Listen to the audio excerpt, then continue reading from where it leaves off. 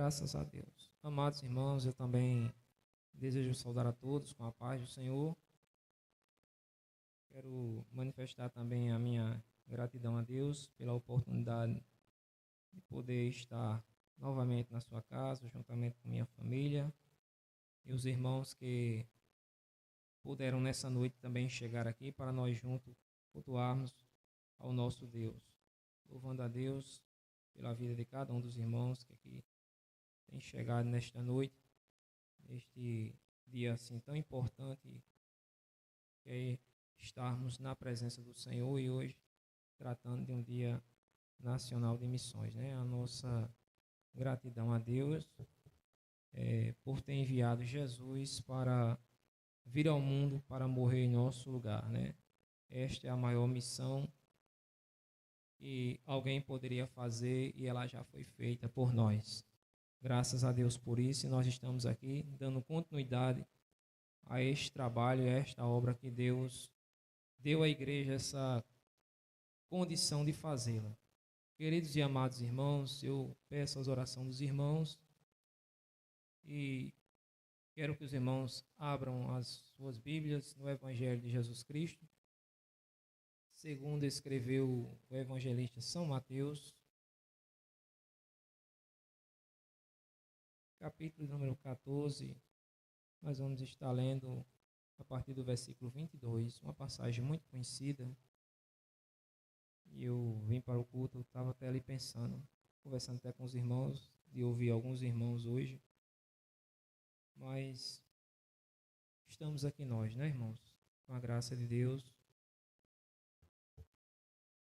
Evangelho de Jesus Cristo, segundo escreveu São Mateus, capítulo 14, o versículo 22. O irmão disse aqui uma vez, eu nunca mais me esqueci, que há 4 formas de fazer missões. Aí eu só tinha ouvido falar de 3, né? Ele disse, contribuindo, orando e indo. E o outro modo de fazer missões é não atrapalhando.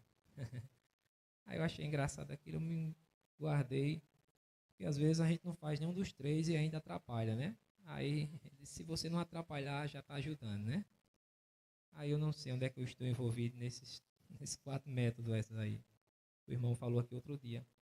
Mas, irmãos, Evangelho de Jesus Cristo, segundo escreveu São Mateus, capítulo 14, a partir do versículo 22, eu vou estar lendo alguns versículos, até o 27. Os irmãos encontraram? Nos diz assim a palavra do Senhor. E logo ordenou Jesus que os seus discípulos entrassem no barco e fossem adiante para outra banda, enquanto despedia a multidão. E despedida a multidão, subiu ao monte para orar à parte. E chegada já a tarde, estava ali só. E o barco estava já no meio do mar, açoitado pelas ondas, porque o vento era contrário. Mas à 4ª vigília da noite, dirigiu-se Jesus para eles, caminhando por cima do mar. E os discípulos, vendo-o caminhar sobre o mar, assustaram-se, dizendo, é um fantasma, e gritaram com medo. Jesus, porém, lhes falou logo, dizendo, tende bom ânimo, sou eu, não temais. Que Deus aplique a sua palavra lida em nossos corações. Versículo 27 é onde eu quero me prender um pouco aqui nesta noite, dentro daquilo que Deus nos der nesta noite. As expressões, ou a expressão de Jesus é, tende bom ânimo, sou eu, não temais. Coisa boa, irmãos. É a gente ouvir da boca de Jesus uma resposta à aflição diante de um quadro que foge do nosso domínio. Quando a gente espera um socorro e às vezes a gente não encontra nenhuma capacidade em nós, nem naqueles que estão à nossa volta, aí a gente escuta uma voz, como a voz de Jesus, que é a voz que resolve, dizer, não temas, sou eu, tende bom ânimo, sou eu, não tem mais. Coisa boa. E eu estava em casa há alguns dias, olhando esse texto, e me prendi nessa expressão de Jesus: tem de bom ânimo, sou eu, não tem mais. E eu fui refletir e pesquisar o que é medo. E medo tem, assim, vários significados, a gente pode encontrar várias definições para a palavra medo, mas em termos gerais, medo é um estado emocional ou de sentimento perante uma situação de eventual perigo. O medo, ele é um estado emocional de sentimento perante uma situação de eventual perigo. Às vezes a gente tem medo, às vezes, de uma coisa que nem existe. Já observaram isso? Né? Então, quando a gente sente este medo, os nossos neurônios são ativados e você tem uma certa disposição para tomar uma atitude, obviamente, de defesa, de escape, seja qual for a situação. E eu estava observando que os seres humanos, eles são dotados deste sentimento. Deste sentimento. Os seres humanos são dotados. Por exemplo, eu não sei se todo mundo aqui que tivesse condição de voar, pegasse um avião e atravessar o nosso Brasil, ir para outro país, ou até quem sabe para um estado. Eu não sei se todos os irmãos que estão aqui teriam coragem de fazer isso, tendo a condição de ir. Eu não sei, talvez alguém esteja dizendo, eu não tenha. Aqui lá a gente vê um cair, eu vou nada. Talvez seja o medo de alguém que está aqui nesta noite. Mas há outros, igual a mim, que não gostam de muita água. Às vezes, se alguém disser assim, olha, eu pago um cruzeiro. Cruzeiro não é mais para você fazer um cruzeiro. Você sai daqui, quem sabe, dá uma viajada no mar, atravessar o mar, sair de um mar, entrar em outro oceano, ir para outro. Talvez você dissesse assim, não, irmão, vou não. Porque quando eu entrar no mar, no alto mar, como o irmão meu entrou, foi curioso com os pescadores, aí ele tinha maior vontade de ir. Os caras levaram ele numa noite. Quando ele chegou lá em alto mar, que ele não viu mais nem os apartamentos mais altos que tinha naquela cidade onde ele morava, ele disse que ficou doidinho. E à noite os caras dormiam feito uma criança. E ele passou a noite todinha ali querendo. Ele não via a hora de amanhecer o dia e voltar para casa. Talvez você nunca entrou no mar, no alto mar que ele chama. Talvez você não tenha um sentimento de medo porque você não conhece. A gente só conhece aquela praia e aquele mar que a gente entra ali para dar um mergulho quando a gente vai lá. Então muita gente tem medo de água, né? Alguns têm medo de inseto. Tem gente que não pode ver uma barata. Tem gente que não pode ver um rato. Tem gente que não pode ver uma aranha, uma lagartixa. Enfim, eu estou aqui citando coisas simples do dia a dia, né? Há os que temem ao desemprego. Há aqueles que temem casar. Às vezes não é nem casar, às vezes é a responsabilidade do casamento. Mas, por outro lado, tem aqueles que temem de ficar solteiro.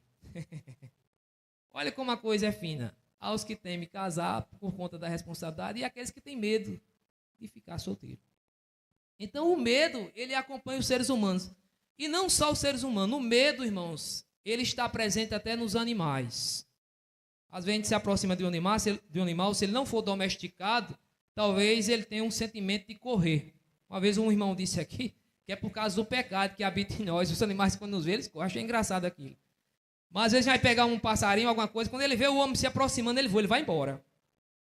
É um sentimento que está no animal, às vezes, irracional, mas ele é dotado disso também. Então, o medo, irmãos, é algo que está presente na nossa vida. Por isso que nós, em Cristo, somos encorajados. João diz que aquele que teme, o perfeito amor, lança fora o medo. Por isso que nós estamos encorajados. E esses homens estavam vendo uma situação aqui de temor, de medo. E Jesus foi lá porque sabia dos corações daqueles homens como estavam. Louvado seja o nome de Jesus. E o texto começa dizendo que Jesus ordenou os seus discípulos para que eles entrassem no barco e fossem adiante para outra banda enquanto ele despedia a multidão. Paramos aqui, irmãos. Jesus não simplesmente pediu, ele ordenou. Vocês peguem e vão lá para outra banda enquanto eu vou despedir a multidão. E que multidão é essa, irmãos? Se nós olharmos o contexto, Jesus estava falando de uma multidão, que era aquela multidão onde Jesus multiplicou 5 pães e 2 peixes, e a Bíblia vai dizer, no versículo anterior ao texto que li, que os que comeram foram quase 5.000 homens, além de mulheres e crianças. Olha, 5.000 homens. Aí se você for olhar, eu não vou dizer que todos que estavam ali eram casados, mas se cada um dali fosse casado, era uma mulher para cada homem e um filho se cada um ali fosse pai. Então a gente já tem 15 mil. E olha que o povo judeu gostava de ter menino. Né? Se todos fossem casados ali, não brinque não. Então a gente pensa aqui que essa multidão, irmãos, tinha, olha, de 10 mil, 15 mil, se não mais. Eu estou sendo aqui até pessimista, podia ter mais gente. Porque 5 mil era só a quantidade de homens. Aí disse aqui que havia mulheres e crianças. E enquanto Jesus despediu da multidão, ele disse, olha, vocês pegam o barco e vão lá para outra banda. E despedido da multidão, o versículo vai dizer, o 23, Jesus foi ao monte para orar. E chegada a tarde, estava ali só. Então, dá a entender, eu não sei, possivelmente Jesus tenha ido no percurso da manhã para a tarde, ou quem sabe de manhã, Jesus começou ali a orar. Foi buscar ao Senhor, foi pedir forças, foi pedir graça, foi ter uma vida de relacionamento que Jesus tinha com o Pai, e os discípulos foram para o meio do barco, foram para o meio do mar. E o versículo 24 vai dizer, e o barco estava já no meio do mar, açoitado pelas ondas, porque o vento era contrário. Se nós olharmos no Evangelho de João, João também vai narrar essa mesma história. E João vai dizer que os discípulos já estavam a 25 ou a 30 estádios de onde eles estavam, partiram de onde foi a ordem de Jesus, até agora onde ele estava já a essa altura da madrugada, da vigília da noite, da quarta vigília da noite. E eu fui curioso, eu fui ali, meu Deus, o que é um estádio? Não está falando de campo de futebol. O que é um estádio? É uma medida romana. E cada um estádio, irmão Cícero, ele compreende 185 metros. Aí eu fui e calculei. Aí João não afirma se é 25 ou 30. Eles já estavam numa distância de 25 a 30 estádios. Isso para dentro do mar. E eu fui calcular. Deu mais, olha irmão, 4, se foi 25, dá mais de 4.000 quilômetros. Se foi aí 30, aí vai dar quase 6.000.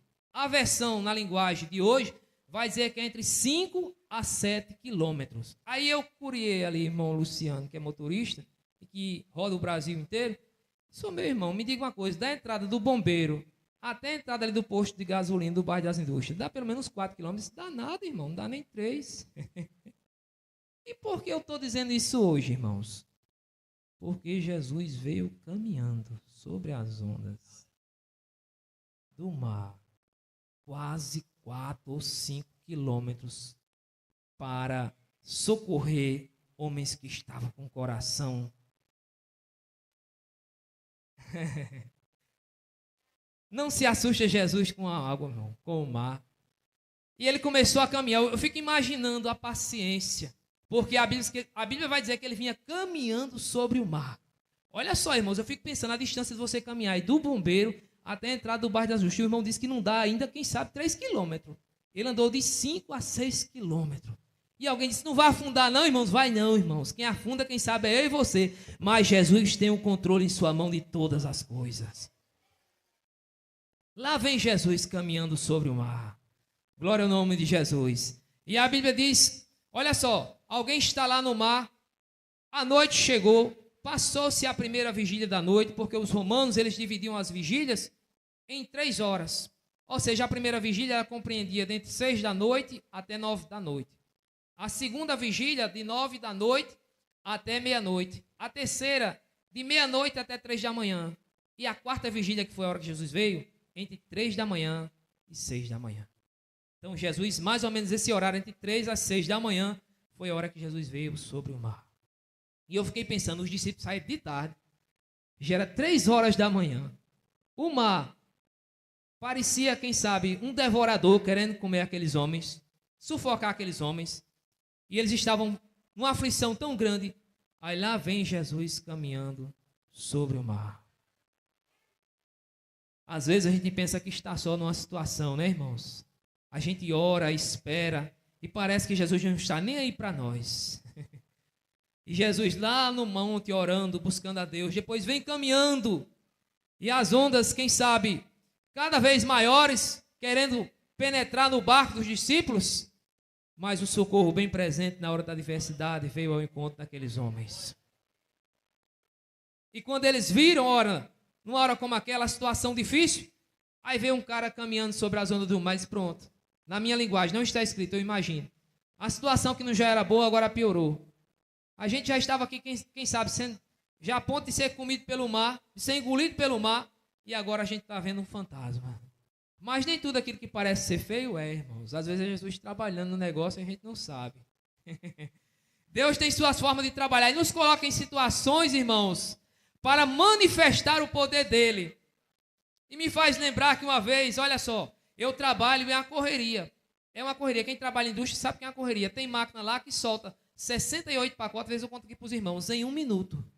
Olha, dá menos de um pacote em 1 segundo. Dá mais do que isso. E eu tenho que fazer tudo. Tenho que empacotar, colocar na caixa, selar, arrumar pallet. E quando você volta, a mesinha já está cheia.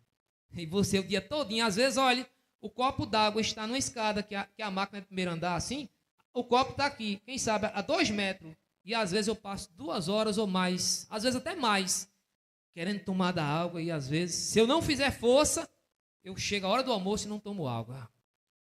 E teve um dia que foi desses dias. Tem dia que é até mais tranquilo, mas teve um dia que foi idêntico com isso aqui que eu estou contando para os irmãos. E quando eu entrei no refeitório para almoçar, aí eu vi um refrigerante em cima da mesa, de uma das mesas que alguém estava comendo. E eu não tenho essa fome por refrigerante, não tenho essa sede por refrigerante. Mas devido àquela sede, irmãos, que eu estava desidratado, quando eu entrei, a minha língua assim ficou, quem sabe, salivando, querendo, desejoso. E eu disse, ô Jesus, eu queria tomar um copo daquele refrigerante hoje. Eu falei isso, irmãos, com pensamento.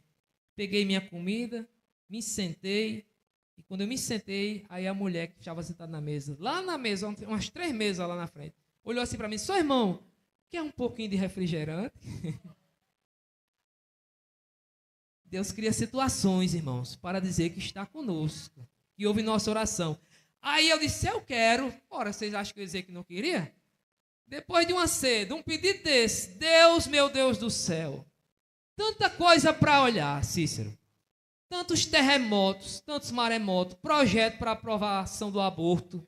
Meu Jesus, guerra na Ucrânia. Aí um camarada pecador, cheio de fraqueza, diz assim, entra no refeitório da fábrica e diz, Senhor, estou com sede, eu quero tomar um copo de refrigerante.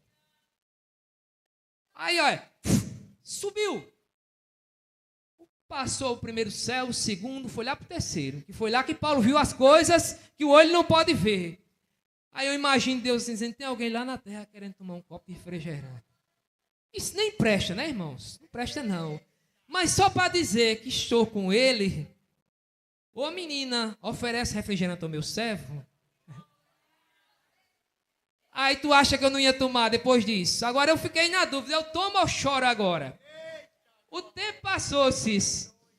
Aí eu me sento, olha, depois de meses, acho que anos, eu me sento em outra mesa. Aí está um cara com refrigerante preto. Aquele refrigerante que muita gente gosta. Não é o meu preferido. Aí tem gente que fica todo se lambendo quando vê. Aí eu me sentei, eu disse, eita, esses vão me oferecer. Porque até pela questão de educação. O cara senta na mesa, tem 3 pessoas, 2 sentadas, você senta, o cara não oferecer, às vezes nem quer dar. Mas eu vou ser pelo menos gentil com esse camarada, eu vou oferecer. E eu comecei a comer, orei, comecei a comer. Você acredita que o cara não ofereceu? Digo, ô sujeito ruim. Aí me deu vontade de rir, irmãos, porque eu lembrei que não é porque o cabo só é ruim, não. É porque naquele dia Deus queria fazer só para dizer que estava na minha vida e para dizer que não era obra do acaso, não. Não é porque a menina que me ofereceu era boazinha, não. É porque o céu ouviu a oração, como ouve as orações dos irmãos, para dizer que Deus é conosco.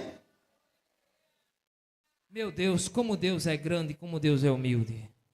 E este homem vem caminhando sobre as ondas do mar, porque havia uma necessidade na vida destes discípulos, desses apóstolos, e Deus queria provar que era com estes homens, e era ele que acalmava o vento e a tempestade. Louvado seja o nome de Jesus. Não temas, foi o que Jesus disse. Tende bom ânimo, sou eu, não temais. Que palavra, irmãos, para a gente ouvir na hora de dificuldade. Foram as mesmas expressões que Jesus usou para Abraão. Abraão, não temas, eu sou o teu escudo e o teu grandíssimo galardão. Foi a mesma expressão, irmãos, que já foi dito aqui nesta noite pelo nosso pastor, que Deus falou através do profeta Isaías, não temas, porque eu sou contigo, não te assombres, porque eu sou teu Deus, eu te esforço, eu te ajudo e te sustento com a destra da minha justiça. Não temas foi a mesma expressão que o Senhor usou para Daniel, não temas, Porque, Daniel, desde o primeiro dia em que tu aplicaste o teu coração a compreender as minhas palavras, eu vim por causa das tuas palavras. Deus está dizendo para nós nessa noite, eu não sei qual a dificuldade, mas Deus está nos encorajando nessa noite, dizendo, não temas, tende bom ânimo, sou eu, não temas, não tem mais. Foi a mesma expressão que Deus usou para os discípulos, ou expressão semelhante. A Bíblia diz que os discípulos eles estavam com medo, irmãos. Eles estavam com medo dos judeus. Porque Jesus agora, depois que ressuscitou, Jesus subiu aos céus. E os discípulos eles estavam presos, melhor dizendo, trancados, com as portas fechadas. E a Bíblia vai dizer no Evangelho de São João que eles estavam com medo dos judeus. Ora, Jesus, o grande líder, partiu para o céu. E agora? Como é que a gente vai encarar a multidão agora? Mas a Bíblia diz que Jesus, sabendo que eles estavam com medo dos judeus, a Bíblia diz que Jesus entra naquela casa fechada que eles estão e diz, paz seja convosco. Jesus não precisou bater na porta, Jesus não precisou, quem sabe, entrar pelo portão. Jesus entrou num corpo glorificado entre eles e disse, paz seja convosco. Não temas, foi a mesma expressão que Jesus, aqui eu encerro, que Jesus usou para um homem chamado João na ilha de Patmos. Dizem que ele foi o último apóstolo que morreu entre aqueles que Jesus havia chamado. E João, a Bíblia diz que ele estava preso na ilha de Patmos. Ele vai dizer isso por causa da palavra de Deus e do testemunho de Jesus Cristo. E João estava ali preso, sentenciado à morte. E a Bíblia vai dizer, ou a Bíblia diz, que João, naquela condição de, quem sabe, não ter mais nenhuma esperança, a Bíblia vai dizer, a Bíblia diz que João, ele ouve de trás dele uma voz, como a voz de muitas águas. E quando João olha para ver aquela visão, João disse que viu alguém semelhante, os seus pés a latão reluzente. João vai dizer que naquela visão que teve, que os olhos daquele homem, naquela visão que ele viu, eram olhos como chamas de fogo. João vai dizer que ele tinha uma espada aguda que saía da sua boca. E João diz que quando vê aquela manifestação daquela glória, daquele ser que aparece, a Bíblia vai dizer que João ele cai por terra. João ele cai mediante a glória de Deus manifestada, do Cristo glorificado. E Jesus disse para João, João, não temas, não temas. Eu sou o primeiro e o último. E eis que eu fui morto, mas eis que estou vivo. E vivo para todos sempre. E tenho nas minhas mãos as chaves da morte e do inferno. É esse Deus, irmãos, que nós servimos. É esse Deus, irmãos, que nos acompanha. É esse Deus que diz para nós nessa noite, não temas, sou eu. Qual é a tua dificuldade nesta noite? O que é que você está temendo nesta noite? O teu amigo Jesus está vindo ao teu encontro. Eu não sei qual vigília da noite você está vivendo nesta noite. Mas de uma certeza eu quero dizer, mediante a palavra que estou pregando, é que Jesus está vindo ao nosso encontro. Para acalmar o nosso coração. Quando nós não achamos recursos na terra, quando nós não achamos saída, Jesus vem ao nosso encontro para dizer, sou eu. Não temas, sou eu. Não temais, tende bom ânimo, sou eu. A Bíblia, eu não sei se ela diz, como alguns pregadores dizem, eu até acredito que não, há até discussões sobre isso. Termino aqui, que há essa expressão 365 vezes. Mas já ouvi algumas coisas e alguém disse, olha irmãos, não chega nem a 150. Mas eu quero dizer para os irmãos que eu não preciso dizer uma coisa 365 vezes para ela ser verdade. Imagina Deus. Deus é um ser que ele diz no dia 1º de janeiro, eu sou o teu pastor. Quando você chega dia 31 de dezembro, já na virada da noite, você escuta a mesma voz dizendo com a mesma validade.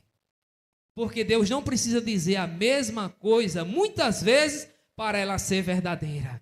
Então, uma só expressão de Deus, não tema, já era suficiente. E eu não vou ficar brigando aqui com os teólogos, 365 vezes, mas o que importa para mim é que está escrito e que ele venha ao nosso encontro, como veio ao meu encontro, como veio ao teu encontro. Portanto, nesta noite, não temas, porque ele está vindo ao nosso encontro. Que Deus nos abençoe.